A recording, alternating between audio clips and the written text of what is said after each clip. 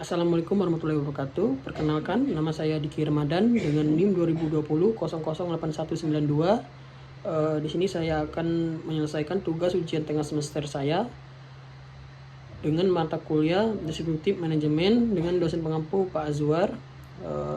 Langsung saja di sini saya akan membawakan materi tentang transformasi transportasi.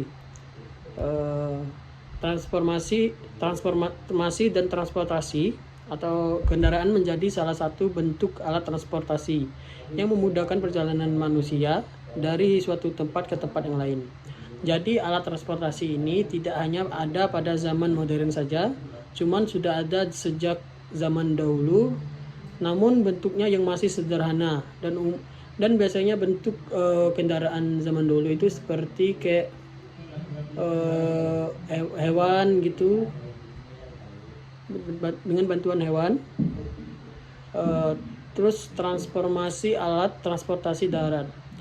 Pada zaman dahulu, di mana teknologi belum ditemukan canggih seperti saat ini, alat transportasi darat menjadi salah satu hal yang sangat diandalkan.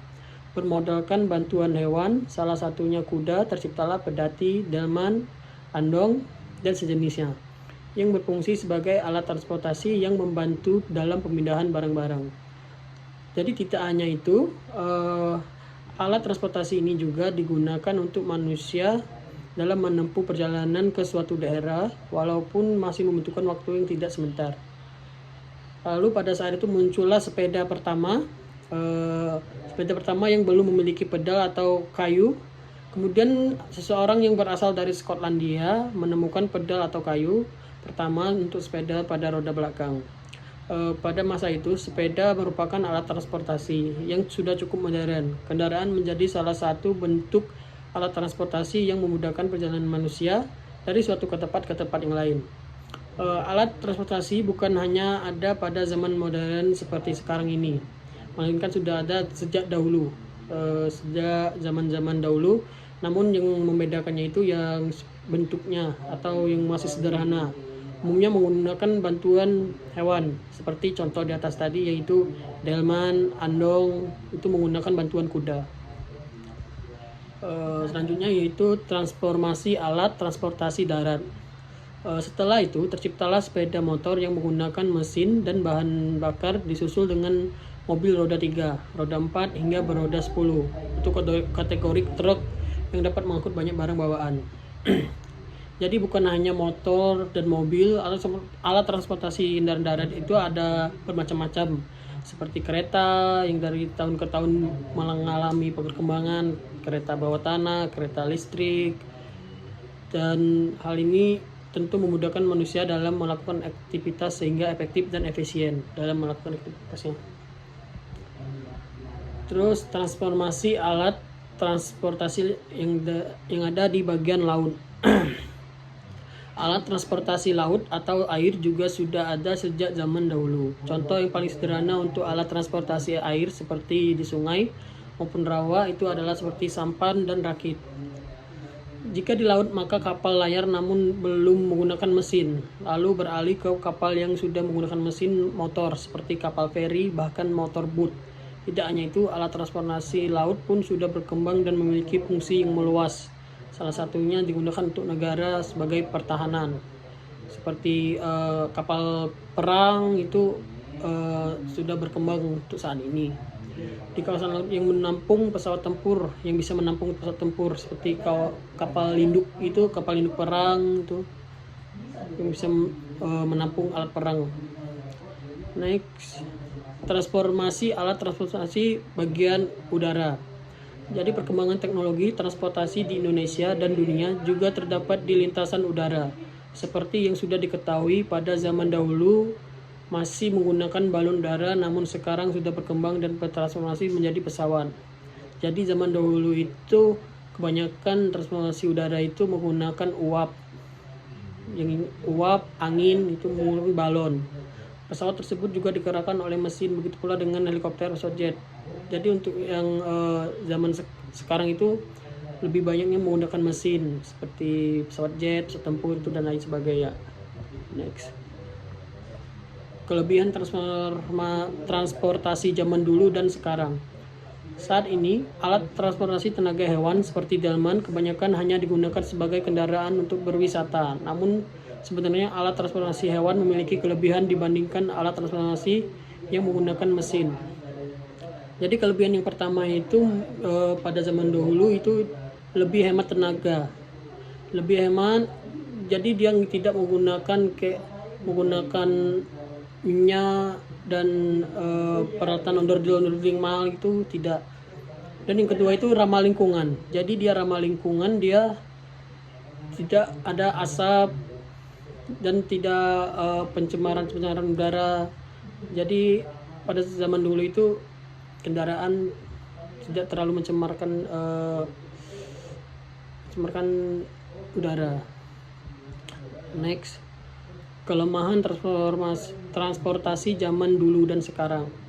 Selain kelebihan, alat transportasi tenaga hewan juga memiliki kekurangan jika dibandingkan dengan alat transportasi modern. Jadi kelemahannya zaman dulu itu seperti dia kecepatannya yang melaju yang terbatas. Jadi kalau misalnya memakai tenaga hewan itu jadi kecepatannya tidak bisa terlalu cepat. Dan yang kedua itu beban yang dibawa terbatas. Jadi bebannya itu kalau memakai tenaga hewan itu maksimalnya itu kayak terbatas gitu. Jadi tidak seperti sekarang itu yang menggunakan mesin bisa bertonton, tidak seperti sekarang. Next, transportasi di era digital. Menghadapi era digital, seluruh jajaran di lingkungan Kementerian Perhubungan serta seluruh stakeholders transportasi terus berupaya meningkatkan kemampuan dan menyesuaikan diri dengan perkembangan teknologi agar pelayanan transportasi menjadi semakin meningkat ke depannya. Seperti sebagai contoh itu di bidang transportasi, kini sudah mulai ada taksi daring dan ojek online sehingga mengharuskan pemerintah menyiapkan regulasi demi keselamatan dan keamanan masyarakat. Sehingga dalam aturan terkait, taksi daring dan ojek online harus memenuhi unsur yang melindungi konsumen pengendara dan juga memikirkan perusahaan seperti di transportasi seperti ojol atau ojek online, misalnya keberadaannya dibutuhkan masyarakat. Jadi kayak sekarang itu kalau contoh kasusnya itu seperti kayak Gojek dengan ojek pangkalan itu udah ada batas-batasnya, jadi tidak bisa saling menyerobot tempat itu, biar demi keamanan dan kenyamanan masyarakat juga, dan itu udah ada aturannya di pemerintah. Next itu strategi perusahaan dalam transformasi transportasi. Bicara mengenai transformasi tidak bisa lepas dari bagaimana perusahaan akan menjalankan bisnis ke depannya. Sebagai contoh seperti perusahaan Bluebird, perusahaan transportasi ini sadar harus melakukan transformasi semenjak kehadiran model bisnis ride hailing dari sana. Bluebird mulai bertransformasi karena menyadari bahwa perusahaan mereka pada saat itu masih beroperasi secara konvensional. Jadi pada saat pandemi, Bluebird memanfaatkan momennya itu untuk melakukan transformasi besar-besaran. Langkah yang diambil pun beragam dan berpusat pada 3M, yaitu ada 3M yang dijabarkan menjadi multi-channel, multi-product, service, dan multi-payment. Jadi pada saat pandemi kemarin, perusahaan Bluebird ini melakukan transformasi perusahaannya besar-besaran dari yang tidak memakai online dan sekarang menuju ke online. Next, 3M yang digunakan Bluebird. 3M tadi yaitu ada multi-channel, multi-product service, dan multi-payment tadi. Jadi multi-channel itu tidak hanya fokus pada saluran saja, khususnya dalam proses booking. Jadi mereka memberikan banyak opsi bagi pelanggan, mulai dari aplikasi My Bluebird, aplikasi agen travel, hingga call center dan WhatsApp. Terus untuk multi-product service, yaitu Bluebird tidak hanya memberikan layanan transportasi tetapi juga berkolaborasi banyak pihak, menghadirkan layanan logistik gitu, kayak memberikan di dalam tempat itu ada kayak diberikan makanan gitu, kayak minuman gitu. Terus untuk multi payment memberikan kemudahan pembayaran bagi pelanggan dengan transaksi tunai, e-voucher, e-wallet, debit, kredit, edisi, hingga QRIS. Jadi untuk pembayaran ini tidak terlalu bergantung pada cash, jadi dia bisa melalui e-voucher, e-wallet, debit, terus QRIS, scan gitu. Next, Jadi ini ada contoh kasusnya transformasi transportasi, yaitu aksi unjuk rasa para sopir taksi dan angkutan umum terhadap perusahaan aplikasi perantara angkutan umum dan atau transportasi online pada Selasa 22 bulan Maret kemarin. Berlangsung besar-besaran, mereka menuntut pemerintah membukukan transportasi online. Selain menuntut pembukuan transportasi online, para sopir yang tergabung dalam paguyuban pengemudi angkutan darat atau PPAD menuntut adanya ekosistem usaha yang adil dan setara. Namun eksistensi layanan taksi tidak resmi atau plat hitam, GrabCare dan Uber serta ojek online GrabBag dan Gojek hendaknya tidak dilakukan dengan cara yang eksesif dan represif.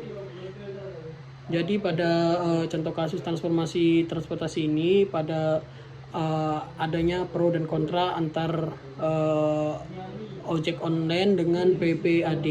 Jadi mereka kayak tidak dapat memiliki konsumen lagi ketika ojek online sudah bertransformasi besar-besaran.